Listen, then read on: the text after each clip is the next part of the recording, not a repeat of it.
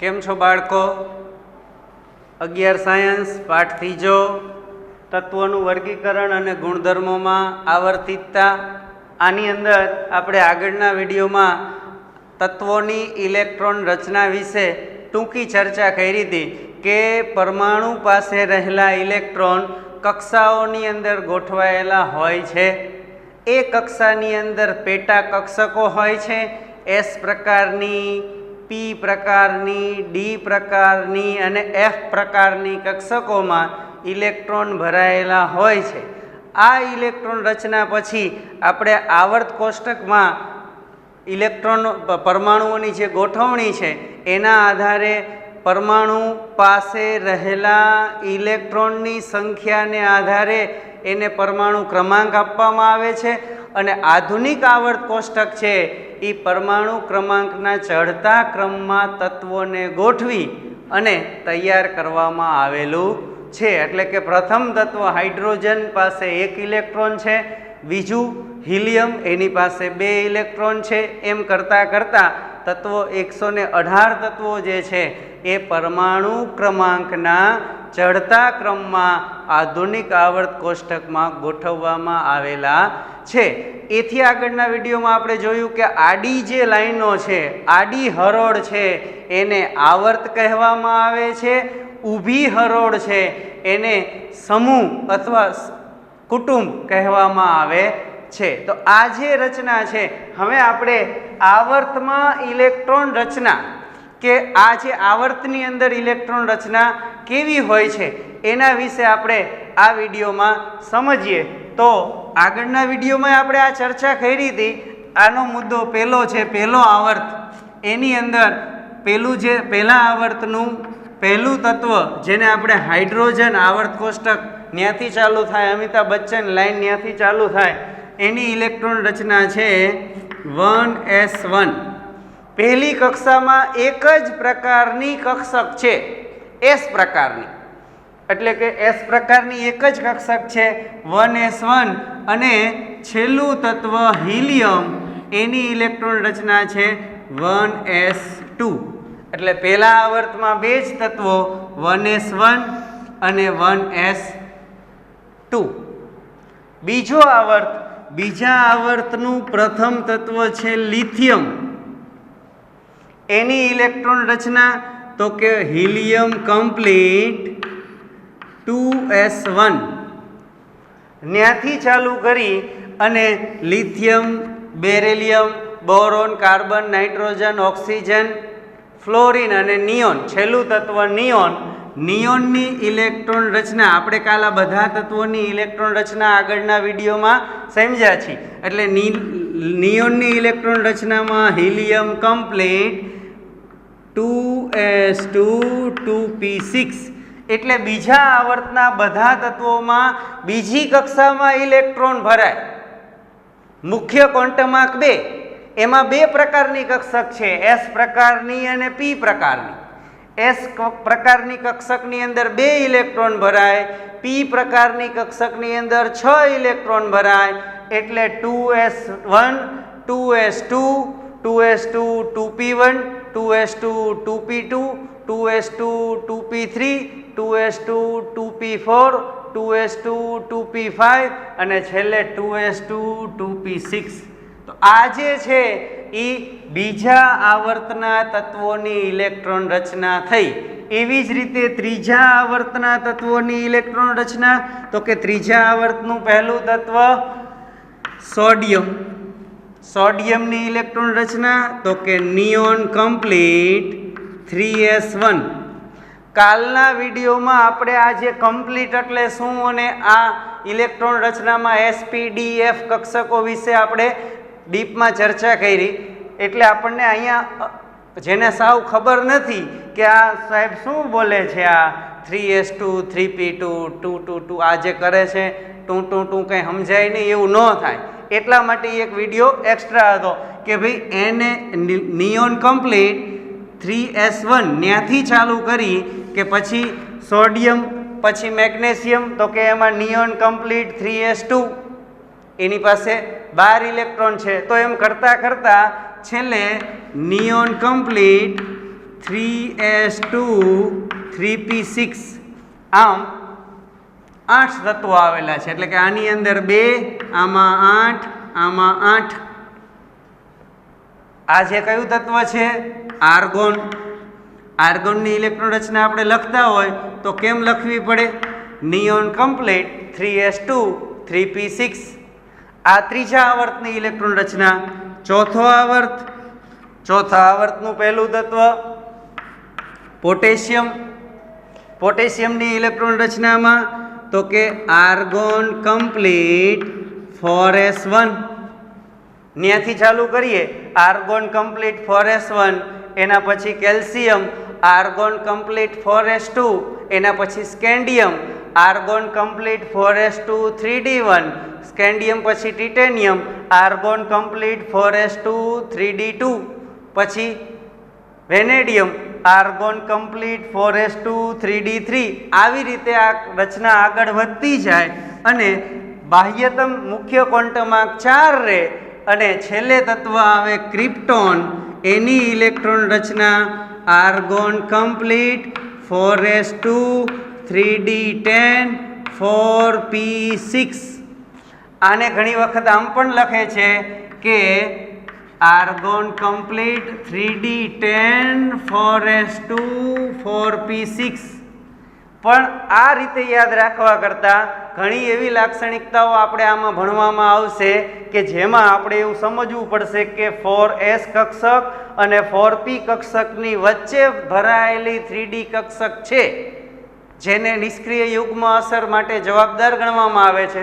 તો ત્યારે આપણે ખરેખર આ જે રચના છે એ યાદ રાખવી વધુ યોગ્ય છે.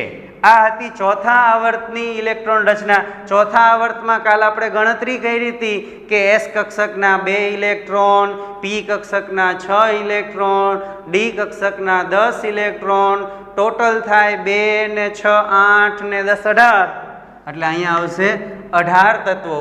હવે અહીંયા જ્યારે ડી કક્ષક એટલે કે જે ડી કક્ષકના ઇલેક્ટ્રોન છે એને સંક્રાંતિ ધાતુ તત્વો કહેવાય છે. 3d1 પેલો ઇલેક્ટ્રોન ડી કક્ષકમાં આવે છે ત્યારે 3d1 સ્કેન્ડિયમથી ઝિંક સુધીના તત્વો એને પ્રથમ સંક્રાંતિ શ્રેણી કહેવામાં આવે છે. આપણે એના વિશે એક અલગ પાઠ છે આખો ડી વિભાગના તત્વો વિશે, તો ત્યાં આપણે એની વધુ લાક્ષણિકતાની ચર્ચાઓ કરશું.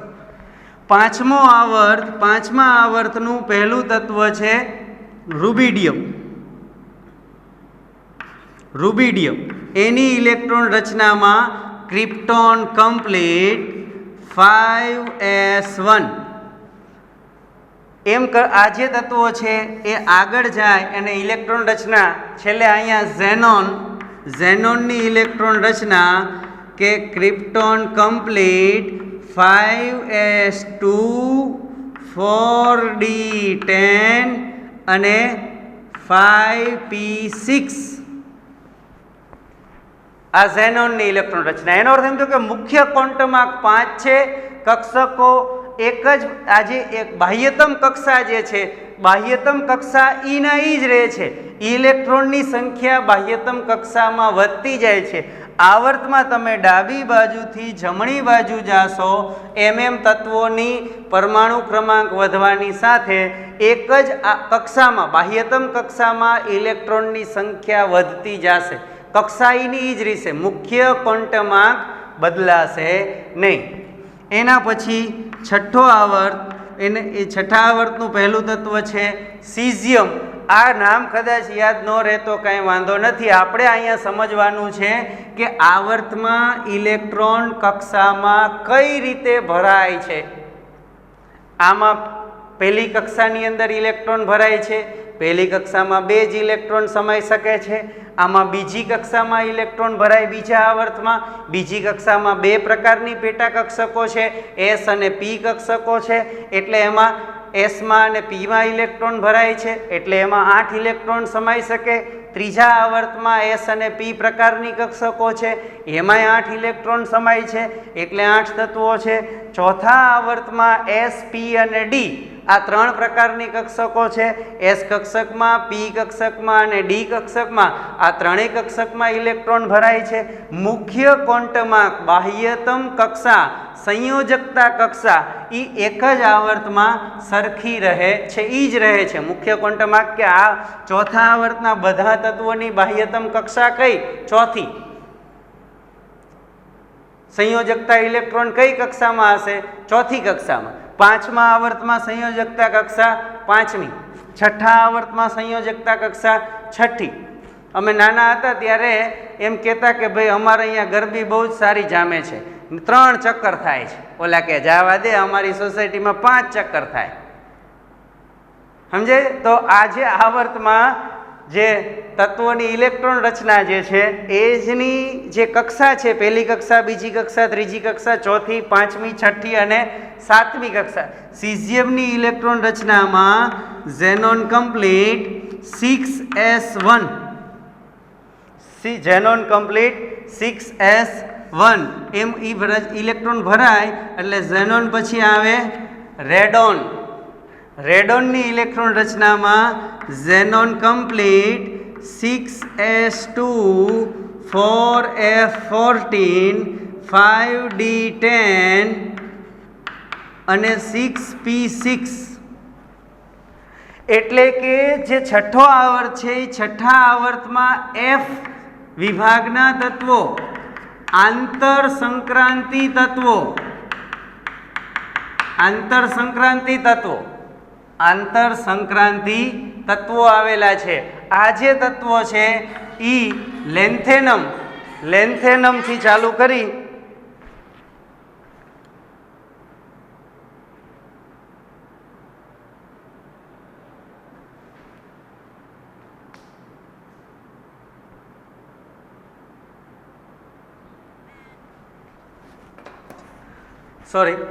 આ જે આંતર સંક્રાંતિ તત્વો છે એ એફ વિભાગના તત્વો લેન્થેનોઇડ્સ.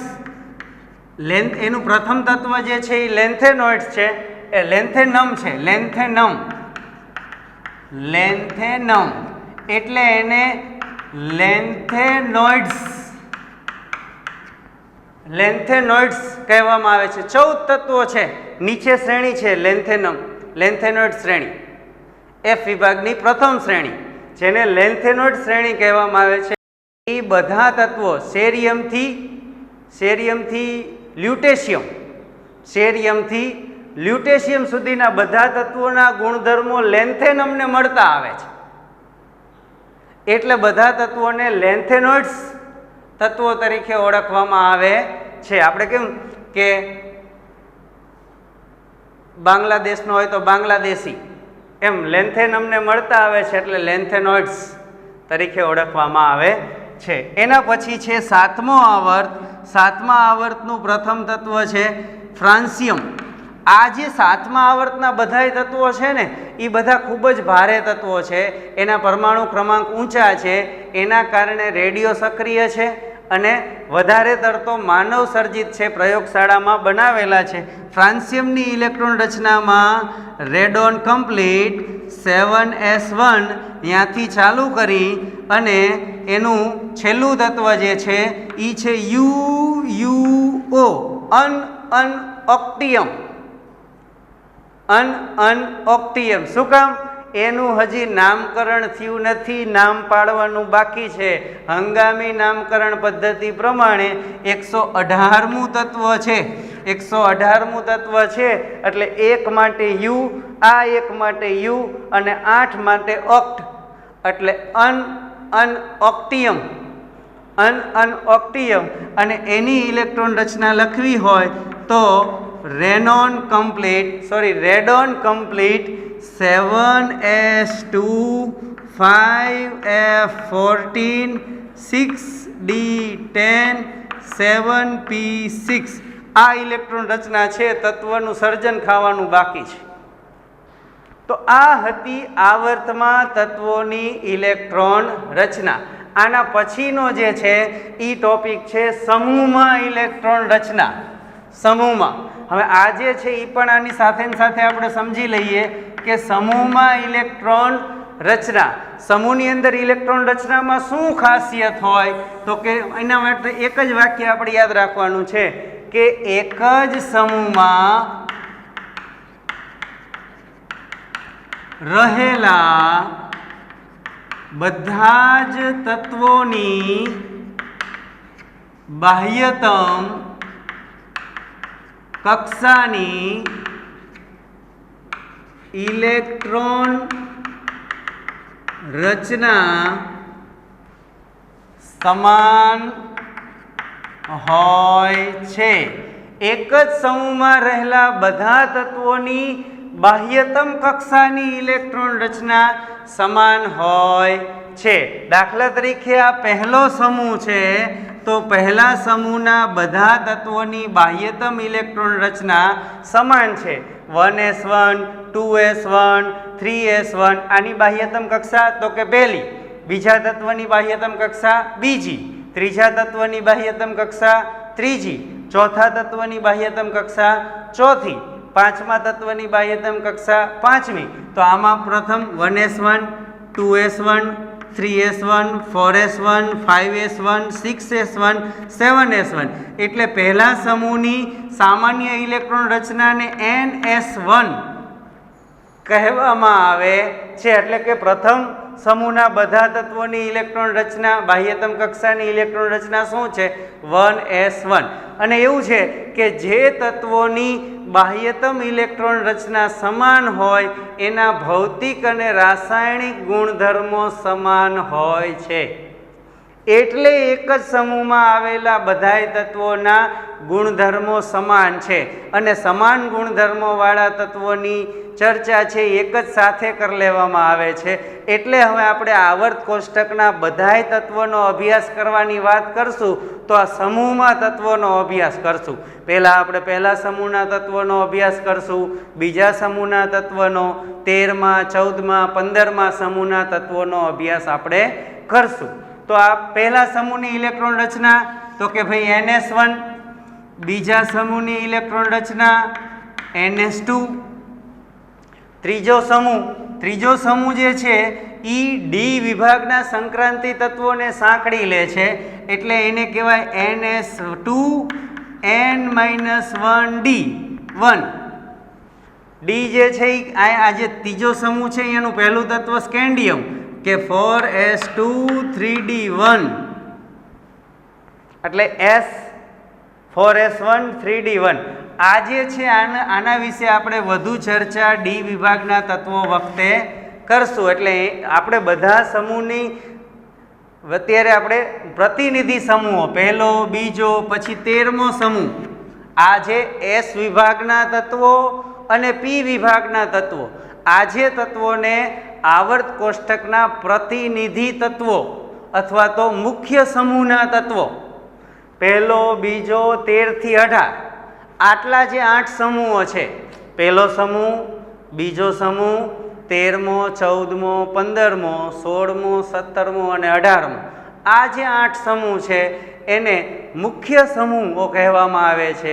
અને એ મુખ્ય સમૂહમાં જે તત્વો છે એ 42 તત્વોને મુખ્ય સમૂહના તત્વો તરીકે ઓળખવામાં આવે છે. તો આપણે આમાં 13મો સમૂહ એની ઇલેક્ટ્રોન રચના શું થાય? બાહ્ય ns2np1. 14મો સમૂહની બાહ્યતમ કક્ષાની ઇલેક્ટ્રોન રચના ns2np2. દાખલા તરીકે 13મા સમૂહનું આપણે જો વાત કરીએ તો બોરોન સમૂહ છે, બોરોન એની ઇલેક્ટ્રોન રચના helium complete 2s2 2p1. Boron પછી એલ્યુમિનિયમ, એમાં neon complete 3s2 3p1. Aluminium પછી ગેલિયમ, એની ઇલેક્ટ્રોન રચનામાં argon complete 4s2 3d10 4p1. એટલે બાહ્યતમ તો કઈ થઈ? 4s2 4p1. એટલે 2s2 2p1, 3s2 3p1, 4s2 4p1, 5s2 5p1, 6s2 6p1, 7s2 7p1 એ તત્વો તો શોધાવાના બાકી છે. તો આજે 13મા સમૂહની સામાન્ય ઇલેક્ટ્રોન રચના શું છે? ns2 np1. 14મા સમૂહ માટે ns2 np2. 14મા સમૂહમાં કાર્બન, એની ઇલેક્ટ્રોન રચના તો કે ભાઈ helium complete 2s2 2p2. Carbon પછી સિલિકોન, બીજું તત્વ એ સમૂહનું, એમાં neon complete 3s2 3p2. Germanium ત્રીજું તત્વ, argon complete 3d10 4s2 4p2. એટલો અર્થ એમ થયો કે 2s2 2p2 3s2 3p2 4s2 4p2 5s2 5p2. એમ કરતાં કરતાં સામાન્ય ઇલેક્ટ્રોન રચના શું? ns2 np2. 15મા સમૂહની ns2 np3. 16મા સમૂહની સામાન્ય ઇલેક્ટ્રોન રચના ns2 np4. ns2 np4. તો આ એવી રીતે બધા સમૂહમાં સંયોજકતા કક્ષા, બાહ્યતમ કક્ષાની ઇલેક્ટ્રોન રચના જે છે એ સમાન હોય છે. ઠીક છે. તો સમૂહમાં ઇલેક્ટ્રોન રચના અને આવર્તમાં ઇલેક્ટ્રોન રચના વિશે તમને જાણકારી આપી. આગળના વિડીયોમાં, આગળના લેક્ચરમાં આપણે આજે આવર્ત કોષ્ટકના તત્વોનું 4 વિભાગમાં વર્ગીકરણ, એસ વિભાગ, પી વિભાગ, ડી વિભાગ અને એફ વિભાગના તત્વોમાં વર્ગીકરણ અને એ વિભાગમાં રહેલા તત્વોની ખાસિયતના 2-5 મુદ્દાઓ જે તમારે લખવાના છે એ આપણે ચર્ચા કરશું.